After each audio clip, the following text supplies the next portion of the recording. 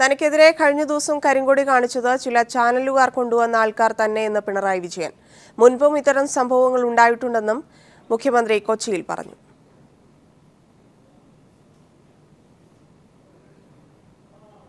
അത് youth Congress plan ചെയ്താണ് എന്ന് എനിക്ക് തോന്നിയില്ല.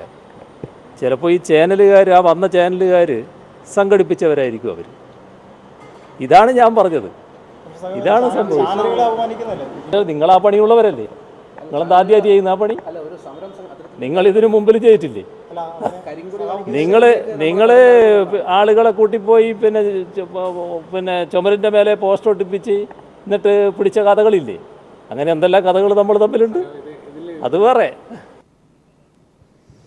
വ്യാപാര രംഗത്ത് പാകിസ്ഥാന് നൽകി വരുന്ന സൗഹൃദ രാജ്യ പരിഗണന ഇന്ത്യ എടുത്തു കളയുന്നു. ഇക്കാര്യത്തിൽ തീരുമാനമെടുക്കാൻ ദില്ലിയിൽ വ്യാഴാഴ്ച ഉന്നതതല യോഗം ചേരും. അതേസമയം കശ്മീർ വിഷയത്തിൽ പിന്തുണ തേടി പാകിസ്ഥാൻ 56 രാജ്യങ്ങൾക്ക് കത്തെഴുതി. സിന്ധു നദീതട കരാർ ഇന്ത്യ ഏകപക്ഷീയമായി റദ്ദാക്കിയാൽ അന്താരാഷ്ട്ര കോടതിയെ സമീപിക്കുമെന്ന് പാകിസ്ഥാൻ അറിയിച്ചു. ഗാഡ് കരാറിന്റെ ഭാഗമായി 1996 പാകിസ്ഥാന് വ്യാപാര രംഗത്ത് അതീവ സൗഹൃദ രാജ്യമെന്ന പരിഗണന ഇന്ത്യ നൽകിയത്. നിലവിലെ ആക്രമണത്തിന്റെ പശ്ചാത്തലത്തിൽ ആ പരിഗണന വേണ്ടെന്ന് വെക്കാനാണ് ഇന്ത്യ ആലോചിക്കുന്നത്. ഇതിന്റെ ഭാഗമായി പദവി എടുത്തു കളയുന്നത് ചർച്ച ചെയ്യാൻ ദില്ലിയിൽ ഉന്നതതല യോഗം ചേരാൻ തീരുമാനിച്ചു. വ്യാഴാഴ്ച പ്രധാനമന്ത്രിയുടെ അധ്യക്ഷതയിൽ യോഗം ചേരും. അതേസമയം സിന്ധു നദീതട ജലവിനിയോഗ കരാർ ഇന്ത്യ റദ്ദാക്കിയാൽ അന്താരാഷ്ട്ര കോടതിയെ സമീപിക്കുമെന്ന് പാക് വിദേശകാര്യ ഉപദേഷ്ടാവ് സർദാർ അസീസി അറിയിച്ചു. കരാർ നടപ്പിലാക്കാൻ ഇരു രാജ്യങ്ങളും ബാധ്യസ്ഥരാണ്. 56 വർഷം മുമ്പുണ്ടായ കരാർ ഏകപക്ഷീയമായി ഇന്ത്യക്ക് റദ്ദാക്കാനോ ഭേദഗതി ചെയ്യാനോ കഴിയില്ലെന്നും പാക് ഉപദേഷ്ടാവ് സർദാർ അസീസി വ്യക്തമാക്കി. ഇതിനിടയിൽ കാശ്മീർ വിഷയത്തിൽ പിന്തുണ തേടി പാകിസ്ഥാൻ 56 രാജ്യങ്ങൾക്ക് കത്തെഴുതുകയും ചെയ്തു. News bureau, Delhi. തമിഴ്നാടിന് കാവേരി നദിയിൽ നിന്ന് ജലം 6000 ഘനയടി ജലം വിട്ടുകൊടുക്കാൻ സുപ്രീം കോടതി ഉത്തരവ്. കർണാടകയുടെ നടപടികൾ ഫെഡറൽ സംവിധാനത്തിന് നിരക്കാത്തതെന്ന് സുപ്രീം കോടതി. കർണാടകയെ നിശിതമായി വിമർശിച്ചാണ് ജലം നൽകാൻ ഇത്തവണ സുപ്രീം കോടതി ഉത്തരവിട്ടത്. 2 ദിവസത്തേക്ക് 6000 ക്യൂസെക്സ് ജലം തമിഴ്നാടിന് കാവേരിയിൽ നിന്ന് നൽകാൻ സുപ്രീം കോടതി കർണാടകയോട് ആവശ്യപ്പെട്ടു. ഇക്കാര്യത്തിൽ മുന്നുത്തരവുകൾ നടപ്പിലാക്കാത്ത കർണാടകയുടെ നടപടി രാജ്യത്തെ ഫെഡറൽ സംവിധാനത്തിന് എതിരാണെന്നും സുപ്രീം കോടതി ഉത്തരവിൽ വ്യക്തമാക്കി. എന്നാൽ ജലം നൽകില്ലെന്ന മുൻ നിലപാടിൽ കർണാടക മാറ്റം വരുത്തി. 2 മാസത്തെ സമയം അനുവദിച്ചാൽ കോടതി നിർദ്ദേശപ്രകാരമുള്ള അളവിൽ ജലം നൽകാമെന്നായിരുന്നു ഇന്നത്തെ നിലപാട്. ഇക്കാര്യത്തിൽ വ്യാഴാഴ്ച തുടർവാദം കേൾക്കും. പ്രശ്നപരിഹാരത്തിന് കേന്ദ്രം ഇടപെടാനും സുപ്രീം കോടതി ആവശ്യപ്പെട്ടു. ഇരു സംസ്ഥാനങ്ങളുടെ മുഖ്യമന്ത്രിമാരുടെ യോഗം വിളിച്ചു ചേർക്കുന്നത് കേന്ദ്ര സർക്കാർ ആലോചിക്കണം. ഇക്കാര്യത്തിൽ അറ്റോർണി ജനറൽ നിലപാട് അറിയിക്കണം. ഇതാദ്യമായാണ് കാവേരി പ്രശ്നത്തിൽ കേന്ദ്ര സർക്കാരിനോട് ഇടപെടാൻ സുപ്രീം കോടതി ആവശ്യപ്പെടുന്നത്. തമിഴ്നാട് മുഖ്യമന്ത്രി ജയലളിത ആശുപത്രിയിലാണ്. കർണാടക മുഖ്യമന്ത്രി സിദ്ധരാമയ്യ ചർച്ചയ്ക്ക് തയ്യാറായേക്കുമെന്നും സൂചനയുണ്ട്. News bureau, Delhi. സ്വാശ്രയ പ്രശ്നത്തിൽ സമരം ചെയ്ത യൂത്ത് കോൺഗ്രസ് പ്രവർത്തകരെ പോലീസ് ക്രൂരമായി മർദ്ദിച്ചുവെന്നാരോപിച്ച് നാളെ തിരുവനന്തപുരം ജില്ലയിൽ ഹർത്താലിന് UDF ആഹ്വാനം ചെയ്തു. UDF യോഗത്തിലാണ് തീരുമാനം. മുൻപൊന്നുമില്ലാത്ത വിധം ക്രൂരമായാണ് പോലീസ് വിദ്യാർത്ഥികളെ നേരിട്ടതെന്ന് പ്രതിപക്ഷ നേതാവ് രമേശ് ചെന്നിത്തല ആരോപിച്ചു. ഒരു കാലത്തും വിദ്യാർത്ഥി യുവജന സമരങ്ങളോട് സ്വീകരിക്കാൻ പാടില്ലാത്ത നിലപാടാണ് പോലീസിൻ്റെ ഭാഗത്തുനിന്നുണ്ടായത്. ഭീകരമായ മർദ്ദനമാണ് പോലീസ് അഴിച്ചുവിട്ടത്. സാധാരണഗതിയിൽ വിദ്യാർത്ഥികളുടെയും യുവജനങ്ങളുടെയും സമരം ഉണ്ടാകുമ്പോൾ പോലീസ് ആത്മസംയമനം പാലിക്കാറുണ്ട്. സ്വാശ്രയ കോളേജ് പ്രശ്നത്തിൽ യൂത്ത് കോൺഗ്രസ് പ്രവർത്തകർ സെക്രട്ടേറിയറ്റിന് മുന്നിലേക്ക് നടത്തിയ മാർച്ചിൽ ആക്രമണം. മാർച്ച് തടഞ്ഞ പോലീസുകാർക്ക് നേരെ യൂത്ത് കോൺഗ്രസ് പ്രവർത്തകർ കല്ലെറിഞ്ഞു. സമരത്തിൽ സെക്രട്ടേറിയറ്റിന് മുന്നിലൂടെയുള്ള ഗതാഗതം മണിക്കൂറുകളോളം തടസ്സപ്പെട്ടു. സ്വാശ്രയ മെഡിക്കൽ ഡെന്റൽ കോളേജ് പ്രവേശന വിഷയം ഉന്നയിച്ചാണ് ഇന്നും യൂത്ത് കോൺഗ്രസ് പ്രവർത്തകർ സെക്രട്ടേറിയറ്റിന് മുന്നിലേക്ക് മാർച്ചും ധർണയും സംഘടിപ്പിച്ചത്.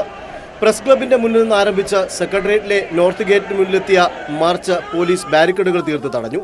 തുടർന്ന് പ്രവർത്തകർ ഗേറ്റിന് മുന്നിൽ കുത്തിയിരിപ്പ് സമരം നടത്തി. ഈ സമയത്ത് ഇതിലുണ്ടായിരുന്ന പ്രവർത്തകർ ഗ്രൂപ്പ് തിരിഞ്ഞ് ഓരോ മേഖലകൾ കേന്ദ്രീകരിച്ച് അക്രമം അഴിച്ചുവിടുകയായിരുന്നു. യൂത്ത് കോൺഗ്രസ് പ്രവർത്തകർ പോലീസിന് നേരെ കല്ലെറിഞ്ഞു. യൂത്ത് കോൺഗ്രസിന്റെ സമരപന്തലിലുണ്ടായിരുന്ന കസേരകളും പോലീസിന് നേരെ വലിച്ചെറിഞ്ഞ പ്രവർത്തകർ അക്രമം നടത്താൻ ഇരുമ്പ് വടികളും കരുതിയിരുന്നു. പ്രവർത്തകരെ പിരിച്ചുവിടാൻ പോലീസ് ടിയർ ഗ്യാസ് പ്രയോഗിച്ചു. ഇതിലും പിൻവാങ്ങാത്ത പ്രവർത്തകർ പോലീസിനോട് നേർക്കുനേർ നിന്ന് പോരാടി. യൂത്ത് കോൺഗ്രസ് കല്ലെറിൽ നിരവധി പോലീസുകാർക്ക് പരിക്കേറ്റിട്ടുണ്ട്. ടിയർ ഗ്യാസ് ശ്വസിച്ച അബോധാവസ്ഥയിലായ ചില യൂത്ത് കോൺഗ്രസ് പ്രവർത്തകരെ ആശുപത്രിയിൽ പ്രവേശിപ്പിച്ചു. യൂത്ത് കോൺഗ്രസുകാരുടെ കല്ലേറിൽ അമൃത ടിവിയിലെ ക്യാമറയും റിപ്പോർട്ടർ ടിവിയിലെ മൈക്കും തകർന്നിട്ടുണ്ട്. മണിക്കൂറുകളോളം യൂത്ത് കോൺഗ്രസ് പ്രവർത്തകർ ഗതാഗതവും തടസ്സപ്പെടുത്തി. പിന്നീട് KPCC പ്രസിഡന്റ് VM സുധീരൻ സ്ഥലത്തെത്തി പ്രവർത്തകർക്കൊപ്പം റോഡിൽ കുത്തിയിരുന്ന റോഡ് ഉപരോധിച്ചു. ഒടുവിൽ പ്രതിപക്ഷ നേതാവ് രമേശ് ചെന്നിത്തലയും കോൺഗ്രസ് MLA-മാരും സ്ഥലത്തെത്തി സമരക്കാരോട് സംസാരിച്ചതിനെ തുടർന്ന് പ്രവർത്തകർ അക്രമം അവസാനിപ്പിച്ച് മടങ്ങുകയായിരുന്നു. ഇതിനിടെ നിരാഹാര സമരം നടത്തിയിരുന്ന യൂത്ത് കോൺഗ്രസ് പ്രസിഡന്റ് ഡീൻ കുര്യാക്കോസിനെയും വൈസ് പ്രസിഡന്റ് CR മഹേഷിനെയും പോലീസ് അറസ്റ്റ് ചെയ്ത് ആശുപത്രിയിലേക്ക് മാറ്റി. News bureau, Thiruvananthapuram. പ്രതിപക്ഷ പ്രതിഷേധത്തെ തുടർന്ന് നിയമസഭ ഇന്നത്തേക്ക് പിരിഞ്ഞു. പ്രതിപക്ഷത്തിനെതിരായ മുഖ്യമന്ത്രി പിണറായി വിജയന്റെ പ്രസംഗമാണ് സഭയെ പ്രക്ഷുബ്ധമാക്കിയത്. സ്വാശ്രയ കരാറിൽ നിന്നും പിന്നോട്ടില്ലെന്നും എന്നാൽ നീറ്റ് മെറിറ്റ് സർക്കാർ ഉറപ്പാക്കുമെന്നും മുഖ്യമന്ത്രി വ്യക്തമാക്കി. അതേസമയം വിഷയത്തിൽ സഭയ്ക്ക് അകത്തും പുറത്തും ശക്തമായ പ്രതിഷേധവുമായി മുന്നോട്ടു പോകാനാണ് പ്രതിപക്ഷത്തിന്റെ തീരുമാനം. തുടർച്ചയായ രണ്ടാം ദിവസമാണ് സ്വാശ്രയ വിഷയത്തിൽ നിയമസഭ പ്രക്ഷുബ്ധമായത്. പ്രതിപക്ഷത്തിനെതിരായ മുഖ്യമന്ത്രി പിണറായി വിജയന്റെ പ്രസംഗമാണ് പ്രതിപക്ഷത്തെ കൂടുതൽ ചൊടിപ്പിച്ചതും സഭയെ ഏറെ പ്രക്ഷുബ്ധമാക്കിയതും. 2-3 ക്യാമറക്കാർ ഇങ്ങനെ ക്യാമറയും കൊണ്ട് ഇങ്ങനെ ഓടി വരുന്നുണ്ട്. അപ്പോഴാണ് ഇങ്ങേ ഭാഗത്ത് 2 ചെറുപ്പക്കാർ ആ സൈഡിൽ നിന്ന് ഓടി വരണം. റോഡിന്റെ വലതു ഭാഗത്ത്, ഈ ക്യാമറക്കാർ ഇടതു ഭാഗത്താണ്. അത് യൂത്ത് കോൺഗ്രസ് സംഘടിപ്പിച്ചതാണെന്ന് അവകാശപ്പെടാതിരിക്കലാ നല്ലത്. ഇതേതോ ചാനലുകാർ വാടകയ്ക്കെടുത്തവരാണ്. എന്നാൽ സഭയ്ക്കൊരു അന്തസ്സുണ്ടെന്നും തെരുവിൽ സംസാരിക്കുന്നത് പോലെ മുഖ്യമന്ത്രി സഭയിൽ സംസാരിക്കരുതെന്നും പ്രതിപക്ഷ നേതാവ് രമേശ് ചെന്നിത്തല പറഞ്ഞു. മുഖ്യമന്ത്രിയുടെ പ്രസ്താവന പിൻവലിക്കണമെന്നും ചെന്നിത്തല ആവശ്യപ്പെട്ടു. സാർ, ഈ സഭയ്ക്ക് ഒരു അന്തസ്സുണ്ട്. മിസ്റ്റർ പിണറായി വിജയൻ തെരുവിൽ സംസാരിക്കുന്ന പോലെ ഇവിടെ സംസാരിക്കുന്ന മുഖ്യമന്ത്രി ഇത്ര തരം താഴാൻ പാടില്ല. മുഖ്യമന്ത്രിയുടെ പ്രസ്താവന പിൻവലിക്കാത്തതിൽ പ്രതിഷേധിച്ച് പ്രതിപക്ഷം സഭയുടെ നടുത്തളത്തിലിറങ്ങി കുത്തിയിരുന്ന് പ്രതിഷേധിച്ചു. പ്രതിഷേധം ശക്തമായതിനെ തുടർന്ന് സഭാ നടപടികൾ സ്പീക്കർ വേഗത്തിൽ പൂർത്തിയാക്കി സഭ ഇന്നത്തേക്ക് പിരിഞ്ഞു. അതിനിടെ സ്വാശ്രയ കരാറിലുള്ള നിലപാടും മുഖ്യമന്ത്രി സഭയിൽ വ്യക്തമാക്കി. ഇത്തരമൊരു എഗ്രിമെന്റും അലോട്ട്മെന്റും ഇപ്പോ കൊണ്ടുപോവുകയേ മാർഗമുള്ളൂ. തലവരിപ്പണം വാങ്ങുന്നു എന്ന ആക്ഷേപം ഉയർന്നു വന്നാൽ അത് സംബന്ധിച്ച് ഗൗരവമായി തന്നെ പരിശോധിക്കുകയും വളരെ കർശനമായ നടപടി സ്വീകരിക്കുന്നതുമാണ്. കഴിഞ്ഞ ദിവസം നടന്ന യൂത്ത് കോൺഗ്രസ് KSU പ്രവർത്തകരുടെ പ്രതിഷേധത്തെ ക്രൂരമായി നേരിട്ട പോലീസ് നടപടിയായിരുന്നു പ്രതിപക്ഷത്തിന്റെ അടിയന്തര പ്രമേയ നോട്ടീസ്. സമരക്കാരുടെ ഭാഗത്തു നിന്നാണ് ആക്രമണം ഉണ്ടായതെന്നും വഴിയാത്രക്കാരെയും പോലീസുകാരെയും സമരക്കാർ ആക്രമിച്ചതായും മുഖ്യമന്ത്രി ഇതിന് മറുപടി നൽകി. അതുകൊണ്ട് യാഥാർത്ഥ്യം മനസ്സിലാക്കി സമരത്തിൽ നിന്നും പിന്മാറണമെന്നും മുഖ്യമന്ത്രി സഭയിൽ ആവശ്യപ്പെട്ടു. എന്നാൽ സഭയ്ക്കകത്തും പുറത്തും സമരം ശക്തിപ്പെടുത്താനാണ് പ്രതിപക്ഷ തീരുമാനം. നിയമസഭയിൽ നിന്നും S. ഷീജ. സ്വാശ്രയ പ്രശ്നത്തിലും യൂത്ത് കോൺഗ്രസ് സമരത്തിലും പ്രതിപക്ഷത്തിന്റെ മുനയൊടിക്കുന്ന പരാമർശങ്ങളായിരുന്നു മുഖ്യമന്ത്രിയുടേത്. കരിങ്കൊടി കാണിച്ച പ്രവർത്തകരെ ചാനൽ ക്യാമറ വാടകയ്ക്കെടുത്തുന്ന മുതൽ ചുവന്ന മഷി പുരട്ടി തന്നെ ആക്രമിച്ചുവെന്ന സമരക്കാരുടെ നടപടി ലജ്ജാകരമെന്നും മുഖ്യമന്ത്രി പറഞ്ഞു. ഈ പരാമർശങ്ങൾ സഭാരേഖകളിൽ നിന്ന് നീക്കം ചെയ്യണമെന്നതാണ് പ്രതിപക്ഷത്തിന്റെ ആവശ്യം. ചോദ്യോത്തരവേള ആരംഭിച്ചപ്പോൾ മുതൽ ബാനറുകളും പ്ലക്കാർഡുകളുമായി പ്രതിപക്ഷ പ്രതിഷേധം സഭയിൽ ആരംഭിച്ചിരുന്നു. അതിൽ തൊട്ടായിരുന്നു മുഖ്യമന്ത്രിയുടെ പരിഹാസ്യ പ്രസംഗം. ഗാലറിയിലുള്ള പ്രസ്സിനെ കണ്ടുകൊണ്ട് മാത്രം കൊണ്ടുവന്ന ബാനറായിരുന്നു അത്. അവർ പോയി കഴിഞ്ഞപ്പോൾ ആ ബാനർ അവർ താഴെയിട്ടു. പിന്നെ അത് എടുത്തു പൊക്കാനുള്ള ശേഷി അവരുടെ കൈക്കുണ്ടായില്ല. കൂടാതെ കഴിഞ്ഞ ദിവസം യൂത്ത് കോൺഗ്രസ് സമരത്തിനെത്തിയവർ ചുവന്ന മഷിക്കുപ്പിയുമായി എത്തിയതിലും മുഖ്യമന്ത്രി മറുപടി നൽകി. ഇന്നലെ ചുവന്ന മഷിക്കുപ്പിയുമായി വന്നുകൊണ്ട് പ്രകോപനങ്ങൾ സൃഷ്ടിക്കാനുള്ള ശ്രമമാണ് നടത്തിയത്. എന്നാൽ പ്രതിപക്ഷത്തെ ഏറെ പ്രകോപിപ്പിച്ചത് കരിങ്കൊടി കാണിച്ച സമരക്കാർ ചാനലുകാർ വാടകയ്ക്കെടുത്തത് എന്ന പരിഹാസ്യമായിരുന്നു. നിങ്ങൾ വാടകയ്ക്കെടുത്തതല്ല അദ്ദേഹം പറഞ്ഞു.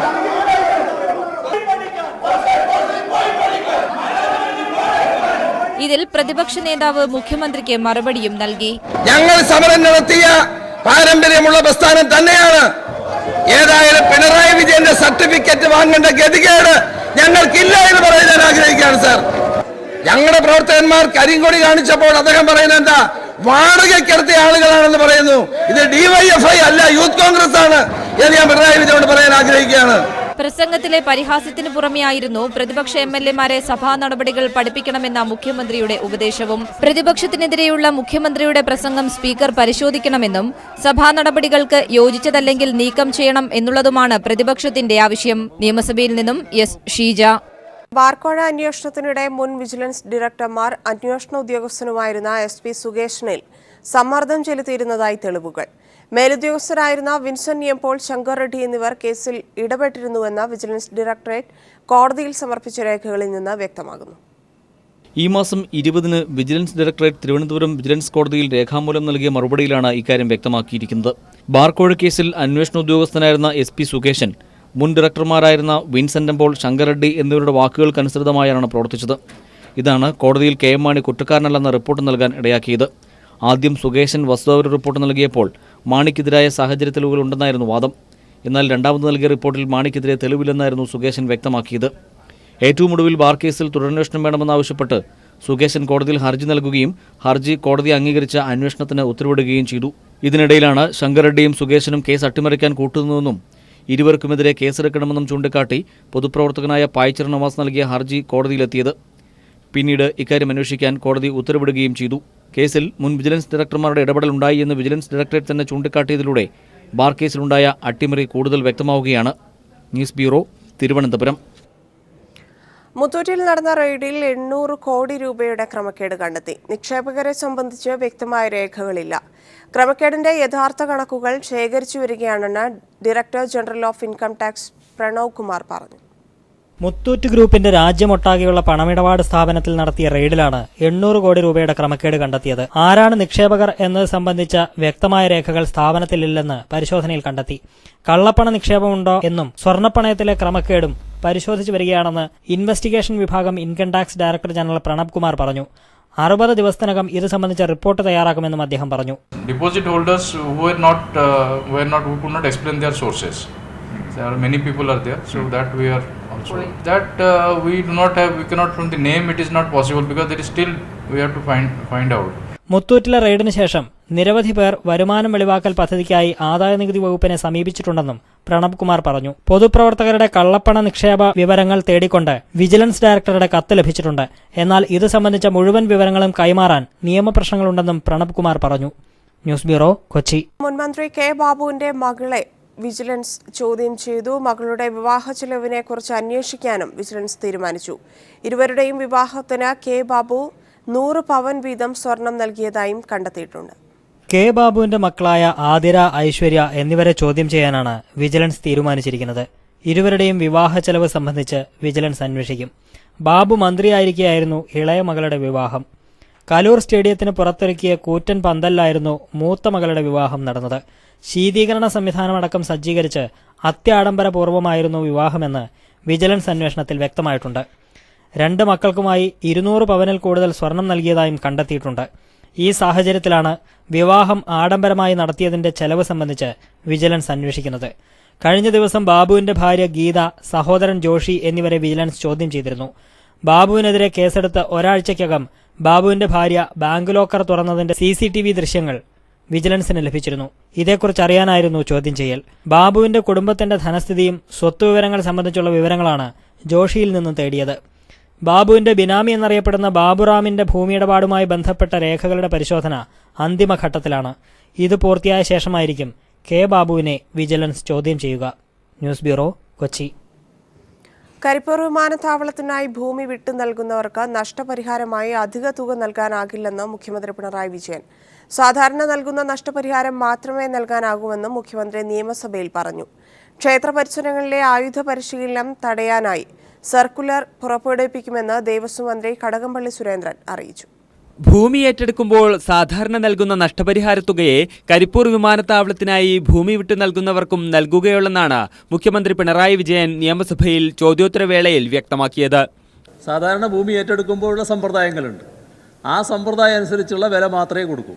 അത് ഇവിടെ ഒരു അമിതമായ വിലയുടെ ഓഫർ പോലെ ആ യോഗത്തിൽ വന്നിട്ടുണ്ട്.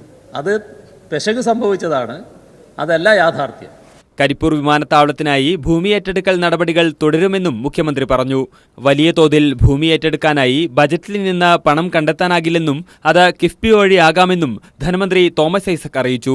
കിഫ്ബി നബാർഡിൽ നിന്നും വായ്പ എടുക്കാൻ ശ്രമിച്ചിട്ടില്ലെന്നും KM മാണിയുടെ ചോദ്യത്തിന് മറുപടിയായി ധനമന്ത്രി വ്യക്തമാക്കി. സംസ്ഥാനത്ത് പങ്കാളിത്ത പെൻഷൻ പദ്ധതി പിൻവലിച്ച സ്റ്റാറ്റ്യൂട്ടറി പെൻഷൻ പുനഃസ്ഥാപിക്കുന്ന കാര്യം വിശദമായി പരിശോധിച്ച് തീരുമാനിക്കുമെന്നും അദ്ദേഹം സഭയെ രേഖാമൂലം അറിയിച്ചു. ക്ഷേത്ര പരിസരങ്ങളിലെ ആയുധ പരിശീലനവും ഡ്രില്ലും തടയാനായി കേരള പോലീസ് ആക്ടിലെ ചട്ടം 73 പ്രകാരം സർക്കുലർ പുറപ്പെടുവിക്കുമെന്ന് ദേവസ്വം മന്ത്രി കടകംപള്ളി സുരേന്ദ്രൻ വ്യക്തമാക്കി. KSEBിക്ക് 1112 കോടി 91 ലക്ഷം രൂപ കുടിശ്ശിക ഇനത്തിൽ കിട്ടാനുണ്ടെന്നും അദ്ദേഹം സഭയെ രേഖാമൂലം അറിയിച്ചു. നിയമസഭയിൽ നിന്നും ജിതിൻ ചന്ദ്രൻ. സ്വർണ്ണാഭരണങ്ങൾക്ക് 2014 ഏർപ്പെടുത്തിയ വാങ്ങൽ നികുതി പിൻവലിക്കണമെന്നാവശ്യപ്പെട്ട് സ്വർണ്ണ വ്യാപാര സംഘടനകളുടെ സംയുക്ത വേദി ധനമന്ത്രിക്ക് നിവേദനം നൽകി. ധനകാര്യ നിയമം ഭേദഗതി ചെയ്തപ്പോൾ ക്രയവിക്രയം എന്നത് പിശക് മൂലം വാങ്ങൽ എന്നായി മാറി. തെറ്റ് ചൂണ്ടിക്കാട്ടിയെങ്കിലും തുടർ നടപടികളുണ്ടായില്ല. ഈ പിശക് നീക്കം ചെയ്യണമെന്നും വ്യാപാരികളുടെ മേൽ അടിച്ചേൽപ്പിക്കുന്ന ഭീമമായ നികുതി പിൻവലിക്കണമെന്നും all Kerala gold and silver merchant association അധികാരി B Girirajan, president B Govindan, TS Kalyanaraman, MP Ahmed തുടങ്ങിയവർ തിരുവനന്തപുരത്ത് പറഞ്ഞു. ബ്രിട്ടിൽ ബോൺ രോഗബാധിതരുടെ ക്ഷേമത്തിനും പുനരധിവാസത്തിനുമായുള്ള സംഘടനയായ അമൃതവർഷിണിയുടെ വാർഷിക സംഗമം വാത്സല്യ വർഷം 2016 ബോബി ചെമ്മണ്ണൂർ ഉദ്ഘാടനം ചെയ്തു. അസുഖബാധിതരെ സമൂഹത്തിന്റെ മുഖ്യധാരയിൽ എത്തിക്കുന്നതിനായി ഈ സംഘടന ലോകത്തിന് മാതൃകയാണെന്ന് ബോബി ചെമ്മണ്ണൂർ പറഞ്ഞു. ചടങ്ങിൽ മല്ലിക സുകുമാരൻ, ലതാ നായർ തുടങ്ങിയവർ പങ്കെടുത്തു.